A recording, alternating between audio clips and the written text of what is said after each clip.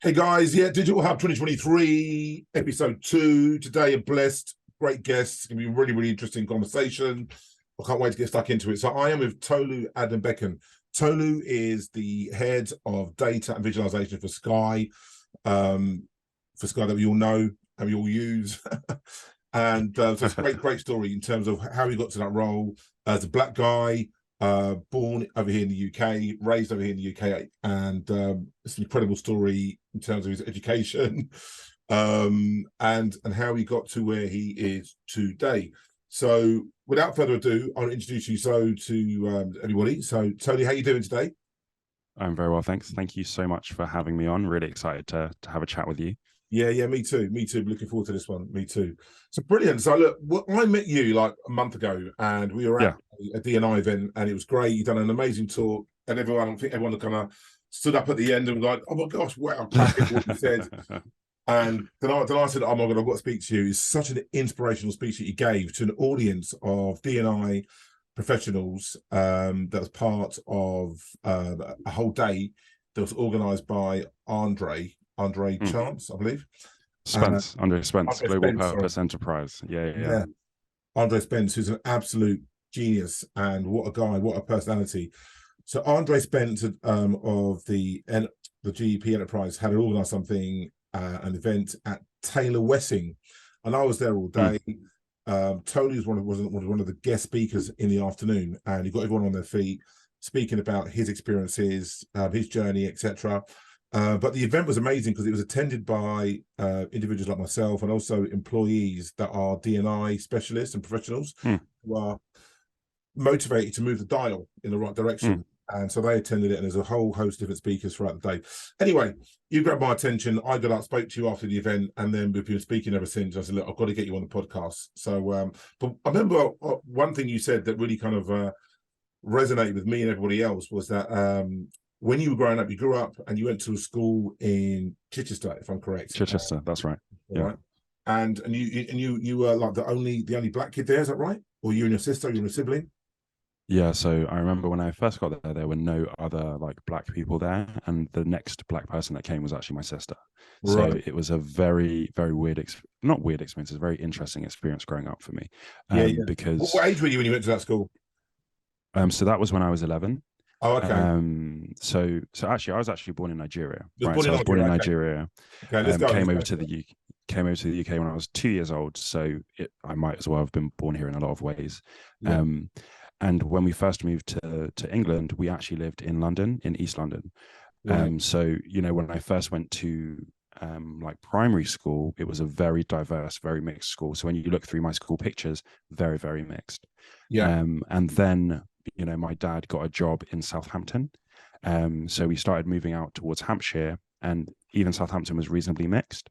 And then we moved to Havant, kind of Waterloo area, and that's a lot less mixed. So then when it's time for secondary school, I went to the school in Chichester, which was a really, really good school, like an independent comprehensive school, really, really good, like standard of a private school, but not the cost. And that was not diverse at all at that time. Wow. So what's it like? I mean, in terms of fitting in, so did you start there as like year 7, like the beginning of the senior school? So you're like, okay, that helps, doesn't it? Because everyone's starting afresh. So it's not as though you came in like in the year 9 or whatever it is, like the old third year for all us oldies checking in. I'm not. I was in the third year. There wasn't like year 9 back then. It was like year. Okay.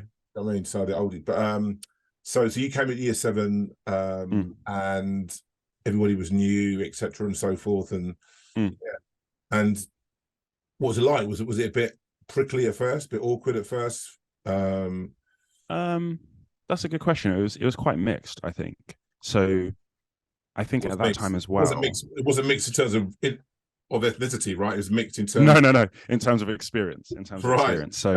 So I think to be honest, race also wasn't as discussed back then as it is now. Right. So now there are a lot more conversations around diversity. What should that look like, etc. Back then, it wasn't really discussed. So in a lot of ways, like I fit in really well with everybody. It wasn't really that much of a thing. right? But then there were also probably incidents where it became a thing.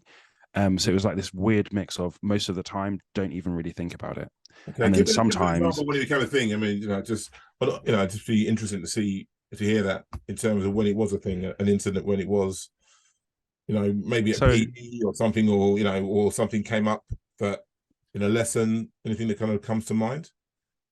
So I think it's more like, kids being kids, right? So kids are notoriously cruel sometimes, right? Yeah. And everyone goes, well, not everyone, but a lot of people go through their periods of getting bullied or different things like that, right?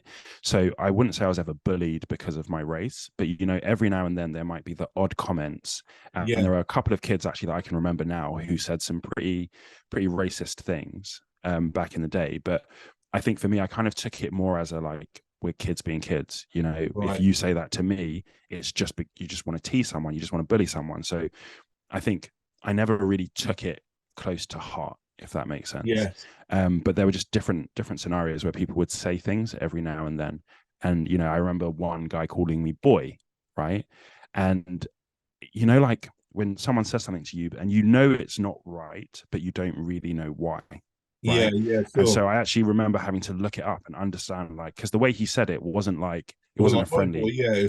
no, it was like, don't you talk to me, boy. And I was like, even What? though I'd never heard it before, but I knew that there was something more in it. And when I looked at it online, I was actually like, wow, like that's deep colonial type Yeah. Yeah. language, Definitely. and it was few and far between, to be Sure. very honest with you. And what it really made me realize is that people from other cultures, they're mostly curious, right? So like some of the questions that I got asked were just like, you obviously have no idea, right? Like you think I'm actually a different species, Yeah. right? Yeah. Yeah. And not just like another person like you, like what color are different parts of my body? And I'm like, what color are the different parts of your body? I Like mean, it's all the same, right. you know? Wow. But Wow. Wow. it's just curiosity. Like people genuinely didn't know. Yeah. And Can I I touch think your that, hair? And are you a fast runner? yeah, Cliches and all that sort of stuff. exactly. But it just made me realize that, look, people on the whole, they just don't know. Mm. So when someone asks questions like that, it's not for me personally, not something I get offended by. It's like, well, let's Education. have a conversation. Exactly. Education. Yeah. Yeah. Exactly. Cool, man. Brilliant. Brilliant, brilliant, brilliant. So fantastic. So you lived in that area. I went to school there. Your sister was the next person that joined, because I grew up in Bedfordshire, and back in the day, Okay. there's only two black guys in my year at school. It was a mixed school, boys and girls. But yeah, it was like 80s, and there wasn't. Yeah, I didn't really get any racism either. I was like, but it was Hmm. just that period of time, and being based in the southeast, there was a lot of multicultural communities, etc. And I didn't really Yeah. get anything really. I got it outside of that. Occasionally, get the odd name calling type of scenario, but during my days at school, not at all. From boys and girls, it was absolutely okay, which is good. But it wasn't as isolating as yours. As my school was probably half the size of yours. Hmm. And yeah, there was more black girls in my year than black boys. Okay. In different years, there was more of a mix of black kids and mixed race kids, Asian kids, and that as well. Do you know what I mean? So it wasn't as isolating as it for yourself. So I had a couple of Indian kids, and I think there might have been, and this is what's interesting for me, right, is that I think growing up, I didn't really understand the notion of mixed race, for example, right? So where I grew up in secondary school, I think there might have been like some mixed race kids there, right? But at the time, it didn't really register for me that they were kind of like me, if that makes sense. Right. Like it was a very interesting, and it's only when I look back, I was like, actually, like that guy who I'm thinking about, he's an Indian mixed race guy, right? But when I went to his house and you see his parents, like his dad is super white, so you just think of him as like a white kid. So it's a very interesting thing of how like I never really understood some of that until I got a bit older. So what do you mean? So when you didn't understand, you saw him as a white kid, but obviously he's not white, but you didn't see his parents because you obviously knew him at first, right?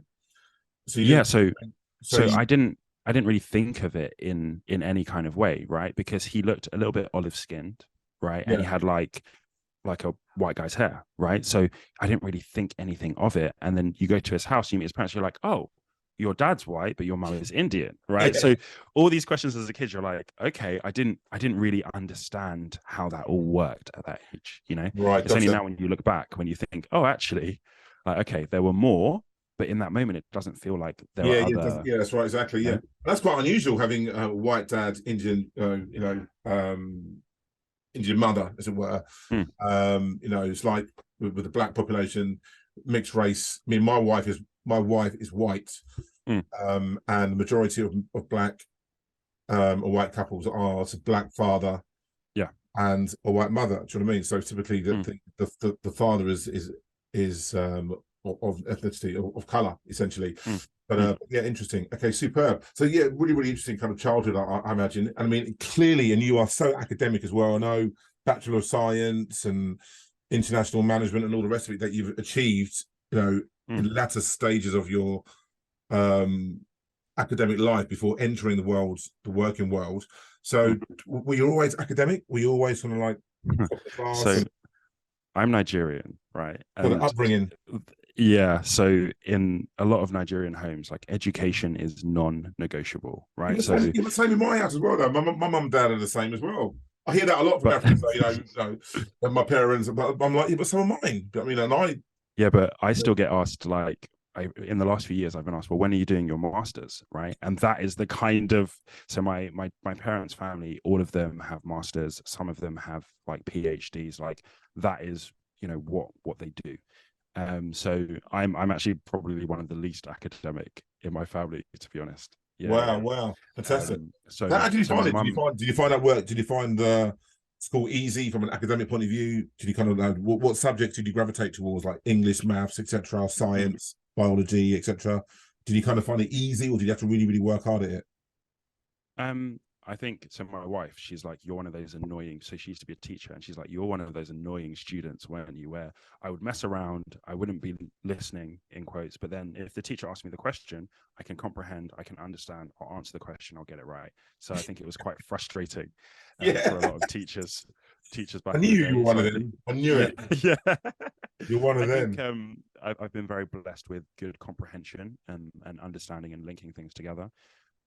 So I'm just very grateful, and like, so my mom is a lawyer, my dad is a software engineer.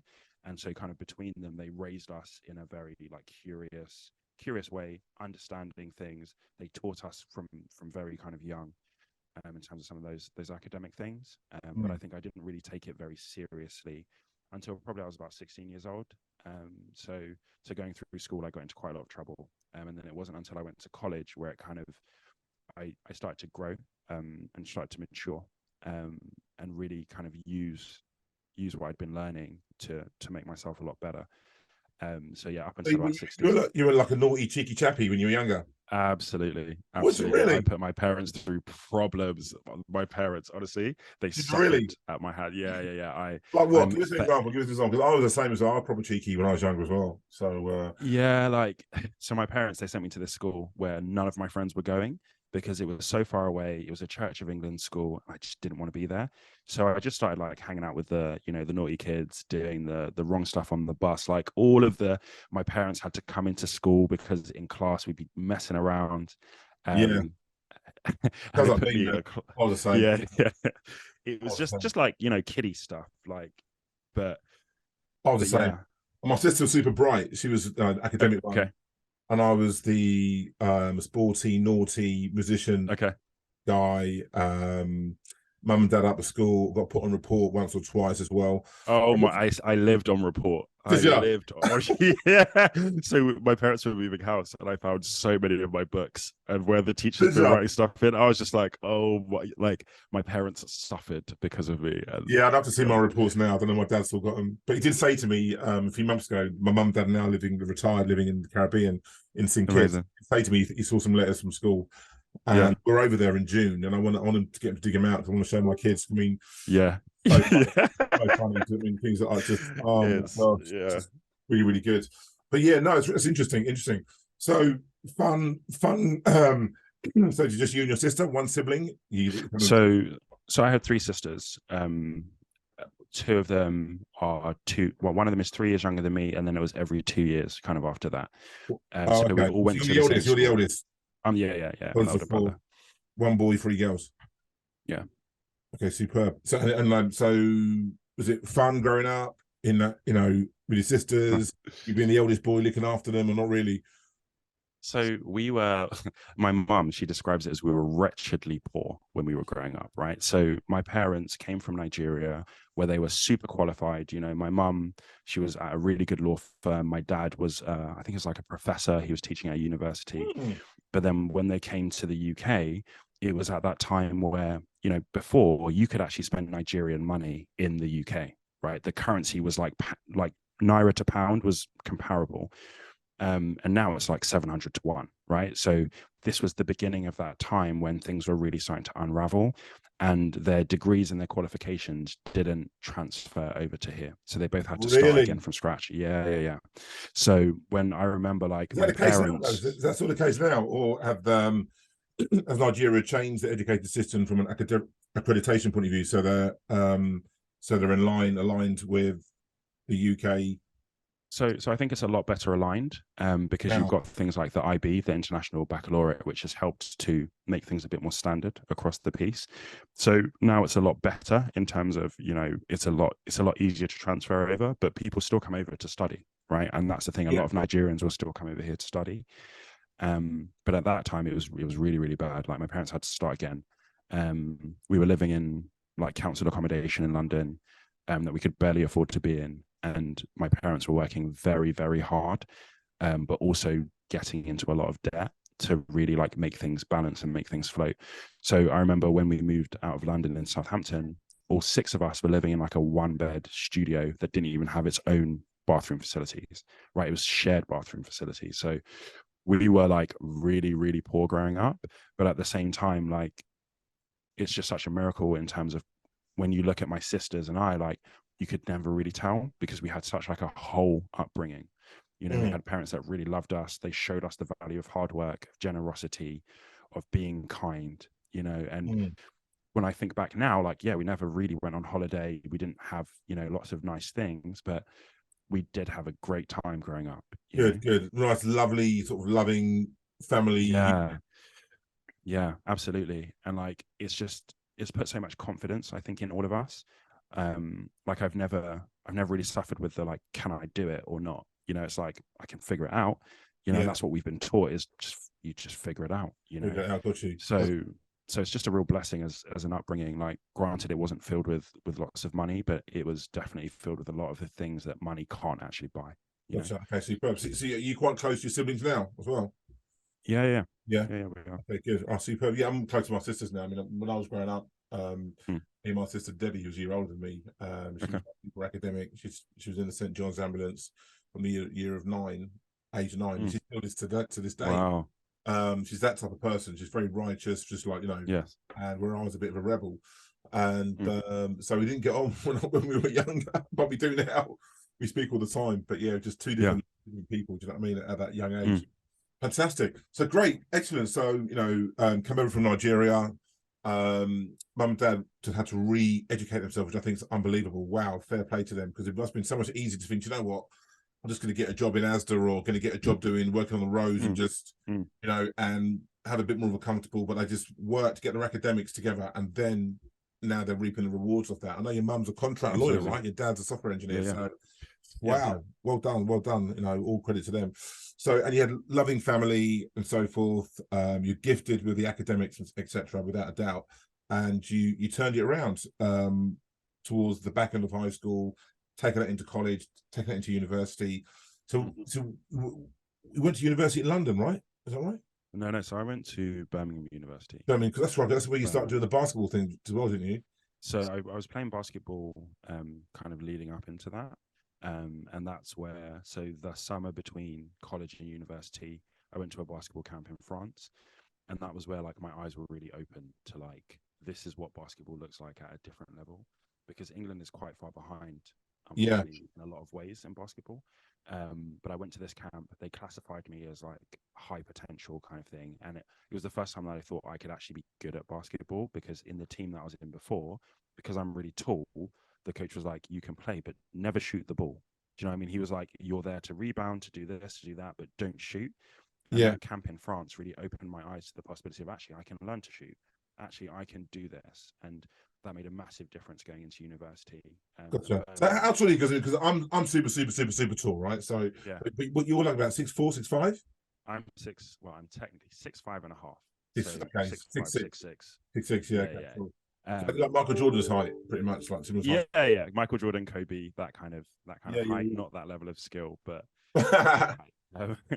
height. So I actually chose my university because of the basketball team. I didn't go and visit. I didn't look at anything else. But one of my friends, he had gone there and he was like, the basketball team is amazing. So that's why I went to Birmingham. And, Gotcha. I think that first year we were like top 5 in the country. That I Wow. was there. So so I learned a lot from some really good teammates. And I'm a rookie, right? So it was a really, really good experience.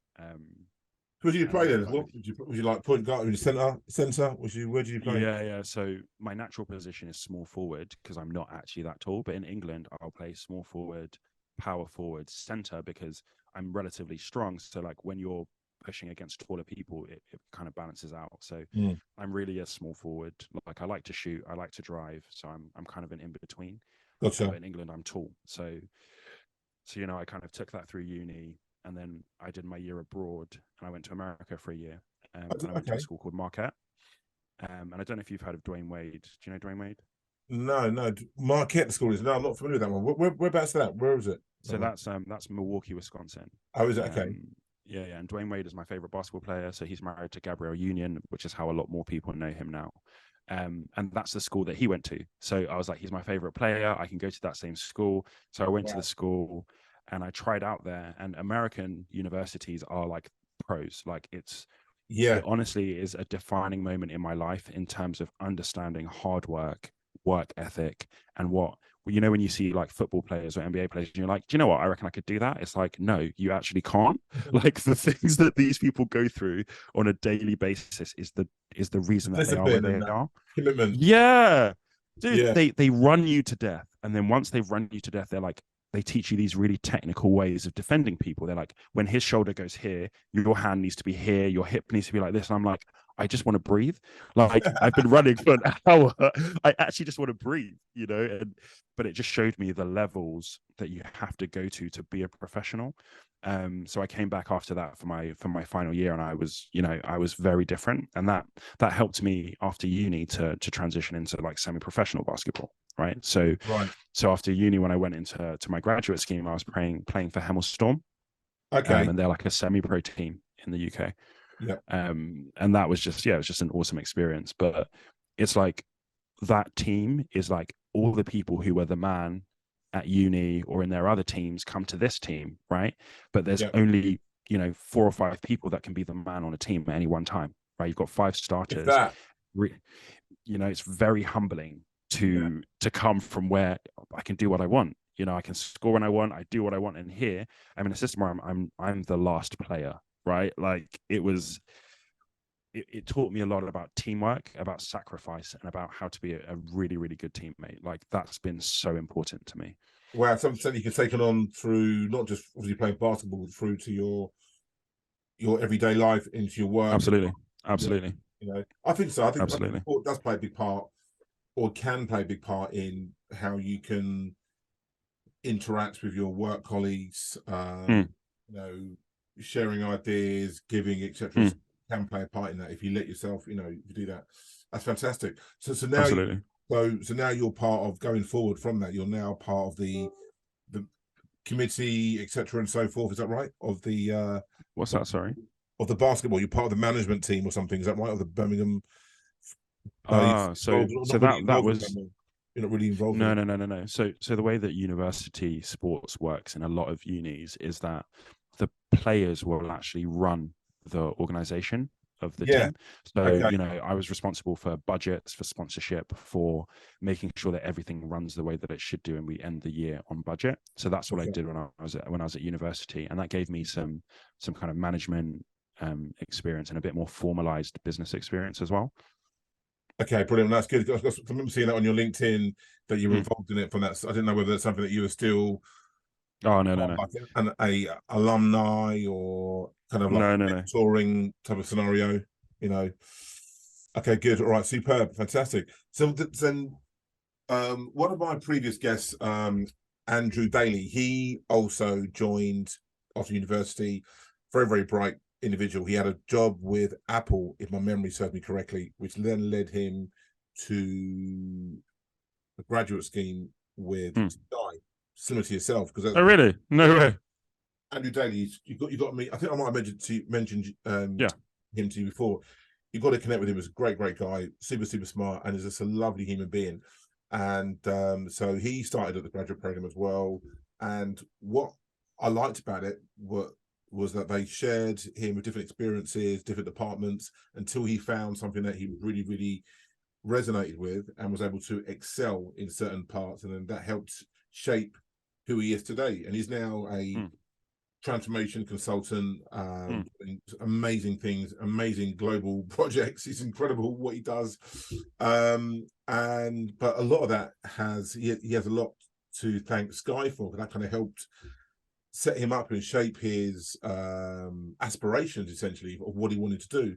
And so was that the same with you? How did that come about in terms of you getting on the graduate program with Sky, and what was that experience like for you? So I went to a recruitment fair, and I met a few companies there. One of them was like TJ Maxx, which owns TK Maxx, Sky, and I can't really remember any other ones. And I really wanted to work for TJ Maxx, right? Good job. But when I really? that was the retail company. Yeah. Yeah. But in head office though. So I did Watford, international business management. Watford, yeah, Watford. That's right. Yeah. So I really wanted to do. I was thinking about sales and marketing was actually what I wanted to do coming out of uni. Right. But I'd also, when I was in America, one of the courses that I studied was about leadership. And they said that the best leaders in a lot of companies are leaders who don't just go like straight up. They've gone, side to side. They've moved departments. They've got good organizational knowledge because they've been around different areas in companies. So I was looking for a rotational graduate scheme where I could try different things, figure out what I'm good at. Yeah. Brilliant. So I wanted to work for TJ Maxx, but then I lost their application form. I don't even know what I did with it. But Sky had given us these USB sticks which had the application on it, and I found the Sky application, and then I applied to it, and then they rejected me like instantly, like those auto rejects. Really? Instantly. Yes. And I was so angry. I was like, you people are rude. You didn't even look at my application. You just rejected me. And then a few weeks later, I got an email saying, look, I know you didn't get on this grad scheme. So that was a communications grad scheme. They're like, I know you didn't get on this, but how about you apply for this grad scheme? We think your profile will work really, really well for it. And this was in what was back then called Sky IQ, which is it was the insights side of Sky, right?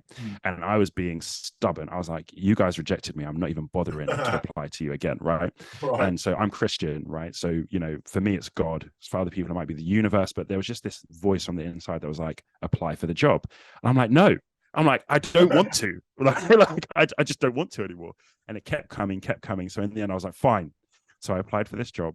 And then they accepted me, and I got through to the next round. And then I had to do the test, and I'm like, I don't want to, but it's this voice that's like, apply, right? So I did the tests, and I didn't practice for the tests or anything like that. I just did them on the last day that I could do them. The psychometrics, like the test. Numeracy, all that kind of stuff. And so, I kept going through the process. And in the beginning of the year, like when you set goals. So for me, like I pray about the year. And at the beginning of the year, I prayed, and I was like, I want a job that pays me this much money. That's a rotational grad scheme. And I want it before I graduate, right? I didn't want to be going out of graduation and trying to find a job. I wanted everything sorted. Yeah, I wanted to be set. So basically, like I got through all the stages, and everything that I prayed for, like I got it in that job and more, right? And all through this process, I didn't ask them how much it paid or anything like that. It was just at the last moment they told me, and I was like, wow, okay. Literally everything I'd asked for was in that job. And the money as well. Sugar on top. Exactly. So for me, it was just such a blessing. And then I moved to St. Albans for the job. And then that's where the semi-professional team that I was playing for was in Hemel Hempstead, which is close to St. Albans. And it was just like, I spent 10 years of my life basically there, and I had, the best time. But that's how I got into Sky. I thought Sky were based in sort of like more Middlesex way. So that's the thing, right? So Sky IQ was a Oh, company that was previously owned by Experian, and they were servicing Sky as a consultancy, and they right? took them over on their base in St And then Albans. Sky bought them. Exactly. So we had the St Albans office, but yeah, Sky is in Isleworth or England. like Osterley. That's it, Offaly. So Yeah. Osterley. Yeah, yeah. Gotcha. So Sky bought them, and then we all got kind of absorbed into Sky like that. So how long have you been at Sky now? So this is my 12th year at Sky. Wow. Yeah, Congratulations. yeah. Fantastic. What a great gig to get, and well done. So it just shows you, man, when someone's knocking on your door and you're thinking, no, no, no, digging your heels in. Answer the voice. Answer the voice. Don't be stubborn. Don't Yeah, be stubborn. exactly that. Now, fair play to you. Fantastic.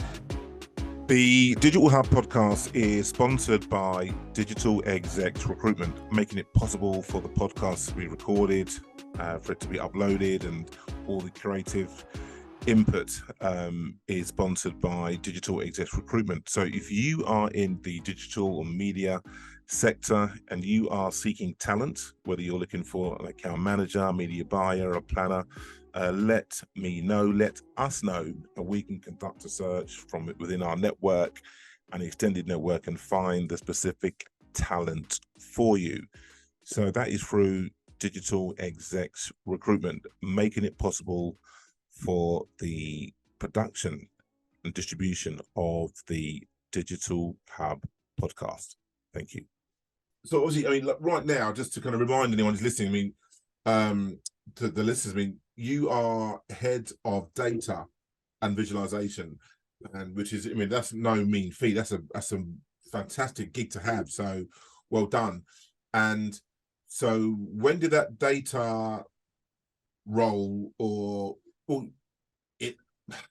when did that data expertise begin to take shape? When did that journey from data begin? Because I think that the whole data, the last 10 years, people recognize, oh my gosh, man, we need to rely on the data. The numbers don't lie. We knew that before anyway, but in terms of the data being so reliable, whereas hypothesis or other people's experiences or research wasn't thrown out the window, but it was always there, and data was always there. But data has definitely taken a precedence in terms of being, look, we can hang our hat on what the numbers say. And it wasn't always like that, was it? It wasn't always like that. So tell us a bit about that, what your thoughts are on that, and how you kind of evolved into that role to where you are today. Yeah. So I think I mentioned, my grad scheme was rotational. So I had ideas about what I thought I wanted to do. So I did finance, sales and marketing, data, and that was my short. I was only in data for like 6 weeks. And then I did, client delivery, and I did a bunch of things. I thought I wanted to be in sales and marketing. And when I did it, I was like, this is not it. This is not it for me.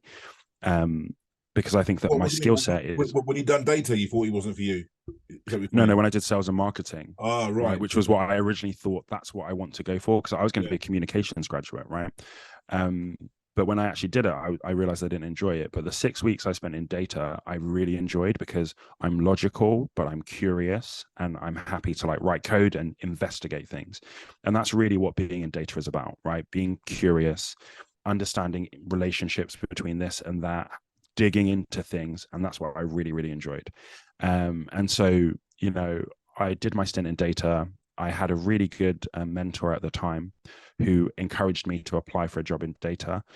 I did the tests, and they said that I did really, really well on the tests. And for someone who's not done data before, they were like, okay, you're quite naturally, this is naturally a good thing for you. Okay, so what does that look like then? So for someone who's not in data, that, for me, Ian Benjamin's perception of that is like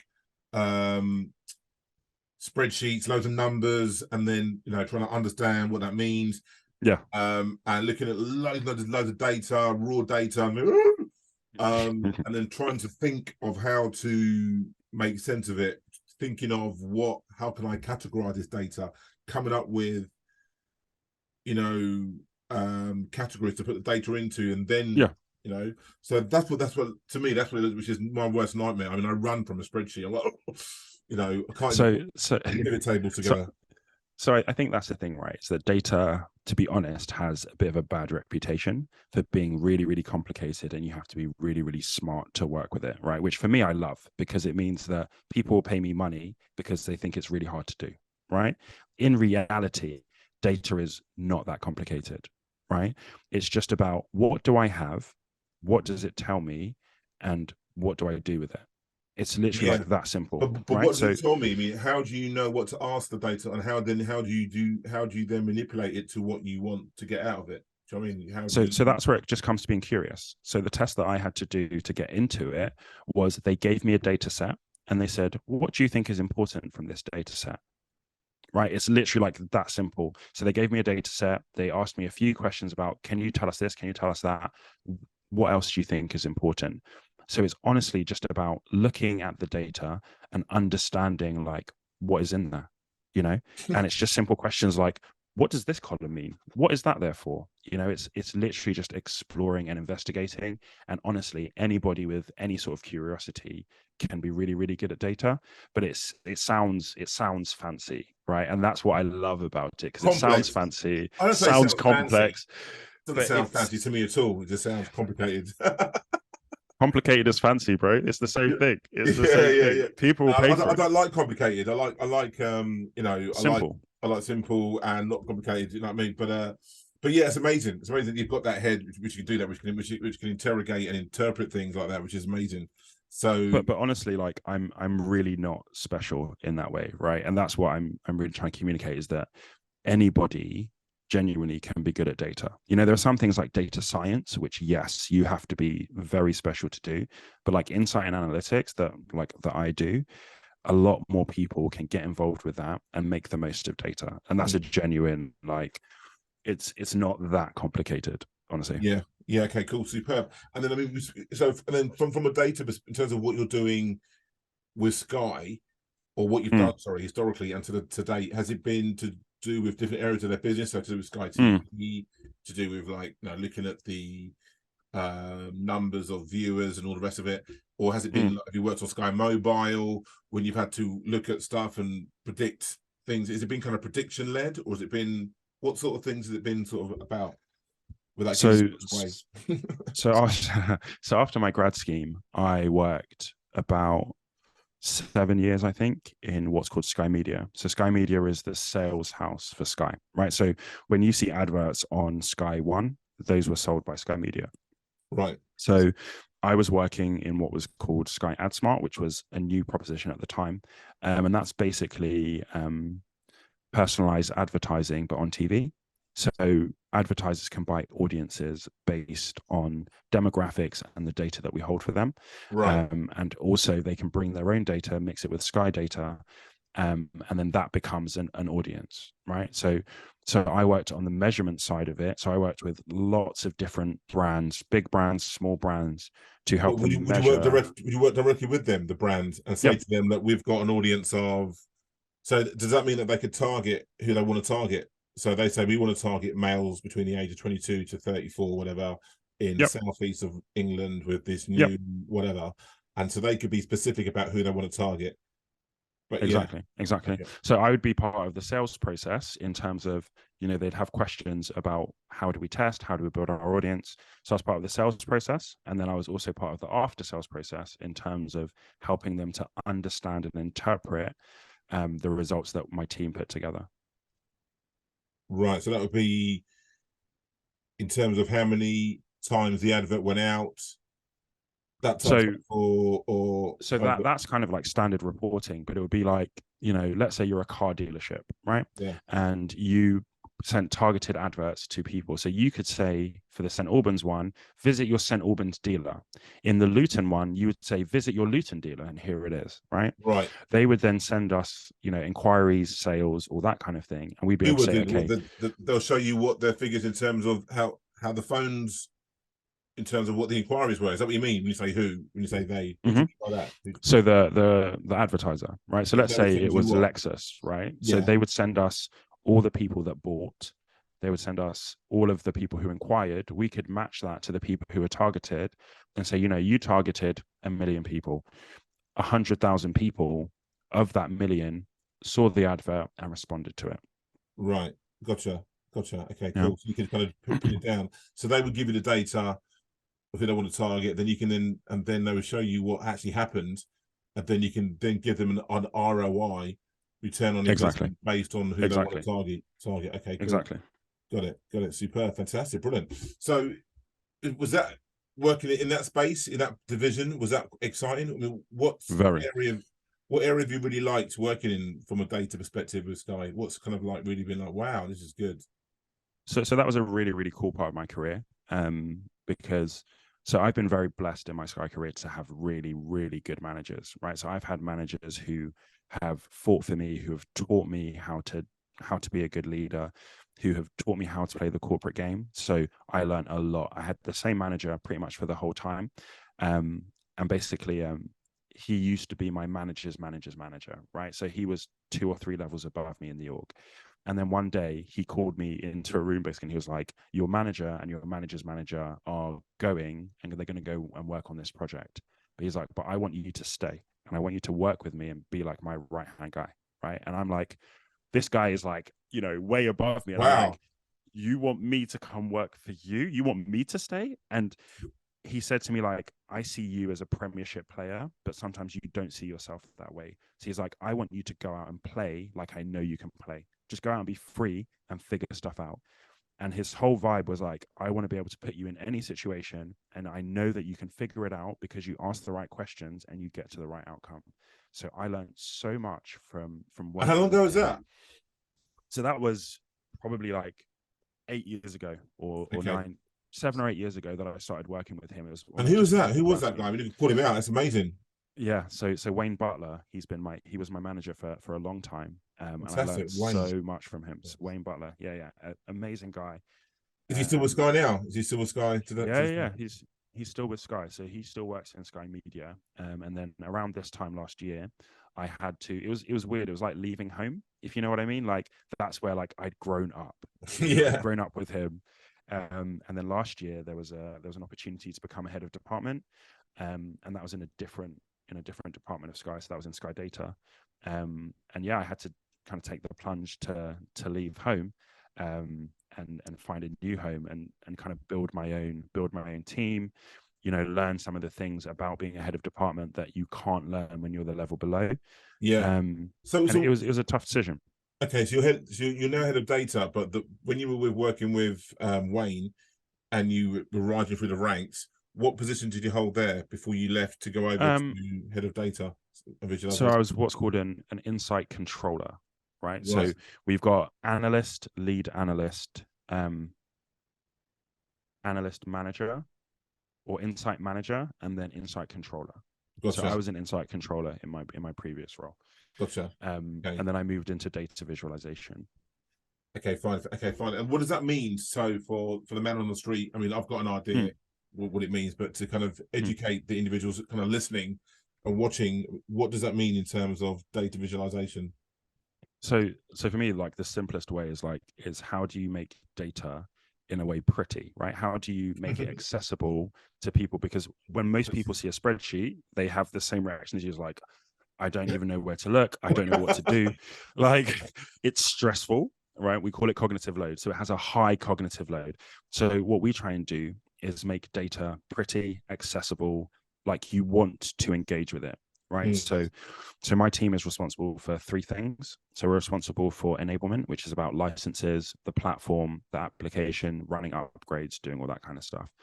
We're responsible for learning and development, so teaching people how to visualize data and how to interact with that and how to make their lives easier. And then it's also about consulting, so working with areas all across Sky to understand, okay, you're trying to do this. How can data help you to solve that problem?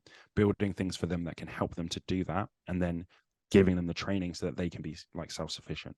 right, gotcha. Okay, fantastic. Superb. I bet that consultancy bit's good, isn't it? Working with it. So trying to, It's awesome because in Sky Media, I felt it's only now that I'm out of Sky Media that I realized how it's like its own business unit.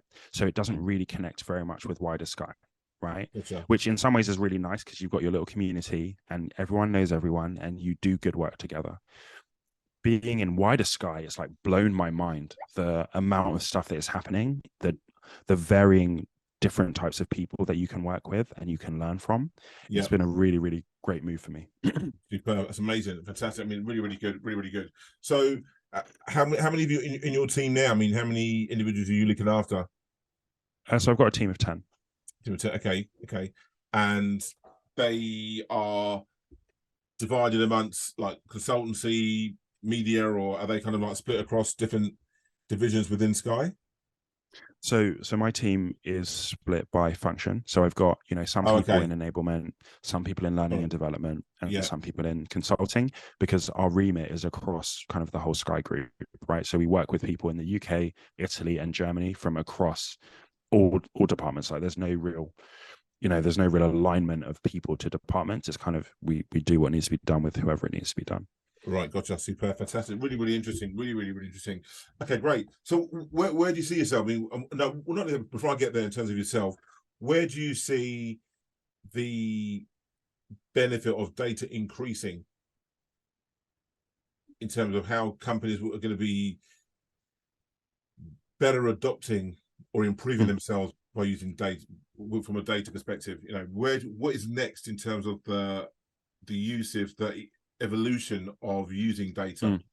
Because I tell you, the reason why I asked that, okay, because just through being in recruitment and I suppose poking things around, being inquisitive a little bit, is that I now see prior I didn't see like CTOs, Chief Technology Officer, CIO, Chief Information Officer, CMO, obviously CEO, CFO, all the rest of it. Now I'm seeing CDO, which is like Chief Data Officer. So I mean, there's I don't believe that was around 5 years ago. Okay, and those individual companies that I've seen those sort of roles in, they're FTSE companies, but also not even that huge, like probably like 1,000 employees or less. But they're in an industry where there's so much of a dependence on data. They've actually got a data department where they've got a CDO running it. And so that's what I mean. It's obviously playing a massive part in the future of business, digitization, etc. So what's next in terms of the evolution of it, in terms of what's happening? What's your thoughts on that in terms of where it's going? So I think that even in terms of how we got here, right, what's really changed in the last 10 years or so is that the collection of data, the storing of data, and the processing of data has become exponentially easier, right? So before, if you wanted to access so Sky has, millions of customers. Before, if you wanted to access those millions of customers, it would be very expensive to send surveys, do all of that kind of stuff, right? Now we have mobile phones that will track everything that we do. When someone lands on your website, you can track their whole journey and play it back to you. And it's really, really easy to do. So what's happened over the last 10 years, that the volume of data and the accessibility of companies' customer data has increased hugely, right? So you now need people to be able to interpret it. So what we're having and what we're seeing now is that data is becoming, the concept of big data. Data is becoming like ginormous, right? So what I think you're going to see a lot more of is AI, machine learning, because you're going to need computers to process that kind of data. And because you've got so much data, you can see really, really small trends with really, really small subsets of people. And it's like, marketing is about messaging the right person with the right message at the right time in the right medium. And it's becoming easier and easier to do that with data, because you can say, oh, okay, people like Ian, there's 2,000 of them out of a million, but I know exactly how to speak to Ian. And now because I've got AI, I can get to recognize Ian and talk to him how he likes to be talked to. So I think that is a big part of the future. Is what's that called then in the data world? What is that called? That type. What do you mean? So that's what you were alluding to there in terms of like that personalization, data information, interpreting that type of data. What is that type of service, or what is that type of rich data forecasting called? I know it's part of machine learning, AI. Is there a name for that? Is it like not that I'm personally aware of, but it's like personalization, segmentation, econometrics also comes into that kind of stuff, like predicting how people are going to respond. There's lots of different streams that feed into it. Gotcha. Superb. Amazing. Brilliant. So how do you see your role developing um, in the sector? What's next for your head of data and visualization, making data sexy and pretty and all the rest of it, making it easier on the Exactly. eye and for it to be interpreted? And you've got a team of 10 individuals now. You've been there for 10, 12 years. I mean, Sky are a massive global giant. Do you see yourself being there? Do you want to kind of do some more consultancy stuff? I mean, what's your vision of your career trajectory? To be honest, I don't really have one, which sounds a bit weird, right? Because I know like a lot of people think that I'm quite ambitious, and in a lot of ways I am. But I've never been a 5-year plan person, because if I'd gone with my 5-year plan, right, from graduating uni, my 5-year plan would have been, I'm going to do my grad scheme, I'm going to get into sales and marketing, and this is going to be my trajectory, right? But it wasn't until I was actually on the ground where I realized I don't like sales and marketing. I like data, right?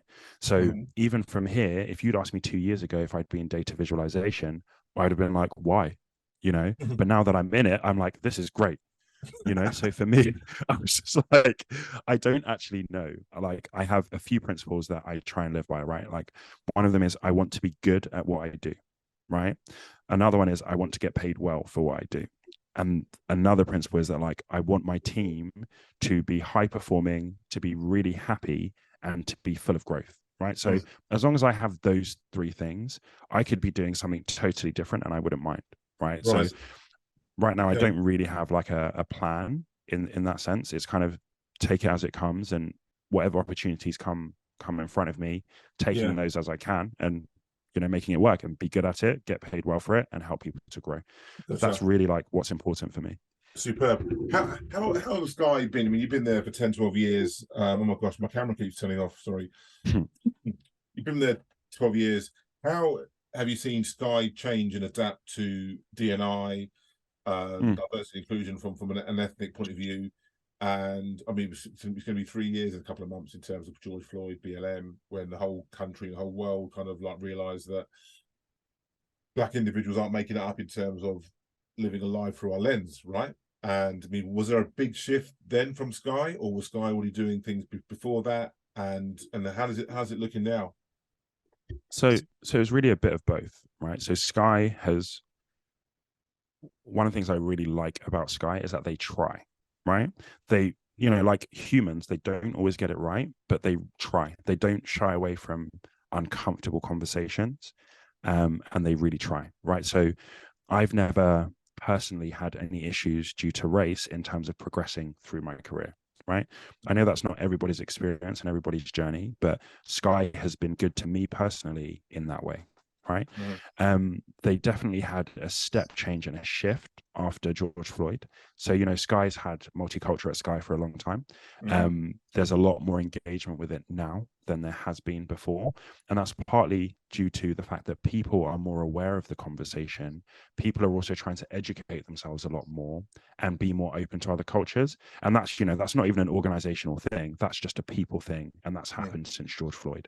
So people are engaging a lot more with the conversation.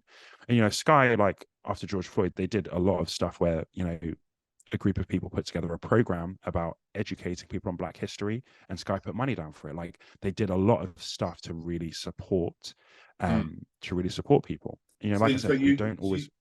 And you can feel that as an employee, as a Black employee, Absolutely, you can feel that in terms of what they've done is, has shifted positively, and you've seen the rewards of that, and you've seen change in that area. Absolutely. And Sky's been quite open in terms of, look, we need to work on bringing more diversity into the business. And not just at the low levels of the organization, but also all the way up through. And that's where, like I said, they really try, and that's one thing that I really appreciate about Sky, is that it is a company of people that do try to make things better, and they do try to engage with things even if they're uncomfortable. And I really respect that. So they've got ERG groups and other sort of internal groups that are kind of supporting and helping to mentor and allyship Black and ethnic individuals within the organisation. Is that something that does? Yeah, so for example, in Sky Media, I was one of the co-chairs of the what used to be called the BAME steering group. So it was really about, and that's before, because I know that BAME is no longer, the So word sure. anymore. Yeah. So this was back in the day, and I got to have the privilege of seeing how that started So and how that started. was that before George Floyd and BLM? That was already there before. That's good. Yeah, it was already there before, and the way that started is that we have this thing called the People Survey, where every year we do surveys of employee satisfaction, right? And they noticed in looking at the data one year The data, that exactly ironically. right. They noticed in looking at the data that you know staff from non-white backgrounds were having quite a different experience to staff from white backgrounds. In what way? Lots of different ways. Lots of different ways. So, what in terms of career progression? Was there more? Were they harder to retain? I'm just going to get an idea what you mean by that. Do you know what I mean? So there were some things that were where the non-white experience was better, and some things where it was worse. So it was a really, really mixed bag, right? Okay. And what Sky wants to do is be consistent, right? So they want to say that no matter who you are, and whether the experience is good or bad, right, is almost not irrelevant. But what's important is that it's consistent, right? So if we're consistently good or consistently bad, it's not because someone is white or black or Asian, right? If we're bad, we're bad with everybody. It's like refereeing, right? If the refereeing is bad, you don't mind so much if it's bad for both sides. Yeah. You only mind when it's bad for your team. Yeah, yeah. It's like, exactly. What is going on? Yeah, exactly. So up and coming black and ethnic individuals, would you say, yeah, apply for a role with Sky makes sense, get involved in data, marketing, blah, blah, blah, or even mid-level individuals, who are sort of like 30s to 50, that sort of age in the middle bracket, that, yeah, definitely Sky can support them and they can achieve their goals within the organisations based on what you've seen prior to George Floyd and on beyond. Is that a fair assessment? Absolutely. So like I think I'm a millennial, right? And they say millennials change jobs every, 2 to 3 years, maybe 4 to 5 years, right? 3 years. So if I've been at Sky for 12 years, that's like really like being there for like 20, 30 years, right? If you count millennial years, right? And I wouldn't be somewhere that I felt like wasn't a good place for me and doesn't treat me well. Like Sky's treated me very, very well. And at the same time, like with any organization, you need to be the change that you want to see. So, for example, before I would have never got involved with an employee like an ERG. Like it wasn't really my thing. But what happened is that when they had that people survey, they offered listening groups. And I went along to one of these listening groups, not necessarily because I had any issues, but because I wanted to hear other people's issues. And it was when I heard those issues that I realized that, okay, I could actually have help. an impact and I could make a difference to how other people are experiencing Sky. Because some of it is, we need to change some things around how we lead our culture. But at the same time, we also need to change how people approach our culture at the same time. So for me, it's that approach of top down and bottom up, and then they meet in the middle. That's really, really important because there are certain. So for me, as a Nigerian man, there are certain behaviors that I've been taught growing up that don't translate well into corporate life, right? So when I'm at home, if I meet my mum's friend who's older, that's auntie or uncle, yeah. And then when I get into work, our managing director, who's much older than me, he's like, "Oh, call me John." I'm like, "You want me to call you John? Do you know how much that goes against everything within me? Yeah, exactly. Like, I think my mum's going to slap me." Yeah, exactly. Yeah. And not only that, you want me to call you John, but then you want me to disagree with you and tell you that I think what you're doing is wrong and there's a better way. And that's where, like, that's the side of things that we need to engage with. And because in the steering group, we had 2 Asian ladies and an older white man, right? And the Asian ladies were saying, look, in my culture, women don't speak when a man is speaking, right? Yeah. And you could see his cogs ticking, and he's going, because when there's some Asian girls in my meetings and they never talk, I think it's because they don't have anything to say. But actually, no, you're meant to create an environment where everybody is being asked to input, because you don't know culturally what that actually means for them. 100%. And so there's 2 sides. You've got to say to the people who are culturally backgrounded, like, okay, this is how we work through the world of work. these are some things that are cultural. These are some things that we need to figure out, like, how do we build confidence in? But you've also got to talk to, you know, the white leaders as well and say, look, you need to be an inclusive leader. It has to work from both sides. Yeah, definitely. Yeah, that's really, really important. I think it's important that we have to be able to, we've got to be comfortable and open to recognize that we are different cultures, and we've got to embrace each other's differences. You know what I mean? You know, I'll tell you something today. I'm going to be doing a talk in next month at an event called Brighton SEO, and part of my speech is going to be about years and years ago, before I got into recruitment, I had a job in sales. I was working for a veterinary company that collected clinical waste from farms and veterinary places and anything to do with animals and all the sharps, containers, this, that, and the other.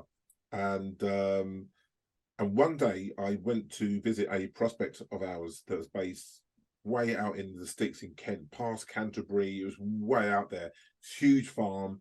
And the guy that I was speaking to, that I met, Peter or Rupert, I think his name was, part of this really, really wealthy agricultural family. And what a guy, we hit it off, got chatting, went into his little office, part of the farm, talking away, blah, blah, blah. And when I pulled up, he heard music playing, and he asked me what I was playing in the car. And I was like, I was playing some funky house on my house head. And he goes, all right, so do you like blah, blah, blah? And I'm like, yeah, that's all right. I said, that's, you know, and then he goes, no. And I was like, what? And then he goes, you like songs? I said, yeah. Within 5 minutes, I'm in his Land Rover. I'm 6'10", and I've got my knees are up by my ears like this. And he's putting these CDs in this car, playing these different types. Cool the Gang, High Tension from the 70s. He's an absolute R&B soul funk guru. Just loves it, and he's, you know, and it was incredible, absolutely incredible. But to look at this guy, you'd never ever, you never know, you'd never know, you'd never know. No, and so that was our connection. People do say music is obviously, you know, does unite people together, but curiosity, and there's always something, I think, that people can, come on, you know, do you know what I mean? You know, it's an incredible story. And do you know what? I've not spoken to him for a few years, but a few years later, I get a phone call from him. I think you like this song, Ian, blah blah blah, and he shared it with me, and it's just incredible. It can be just a bond that you'd never ever think would. Do you know what it is, right? Is that if you had turned up, right, and been super conscious about your music and wanted to hide that from him because you thought he wouldn't understand, that connection would have never happened. If he had been too scared to ask about your music, that connection would have never happened. So it takes both people to be like authentic, be themselves, and be curious about another person. That's true. Because that was one of the things that I found when I was in that listening group, was like, oh, you know, all the senior people, they love golf and football and I don't like it, right? And I'm thinking, I've talked to a lot of these senior people and I've had connections with them, and I hate golf and I hate football. Like, well, I don't hate them, but I'm not, you know, they're not my thing. No. So there are definitely ways that you can connect with people, because everybody has a way of connecting with another 100%. 100%. So true. It's so true. It's so and that true.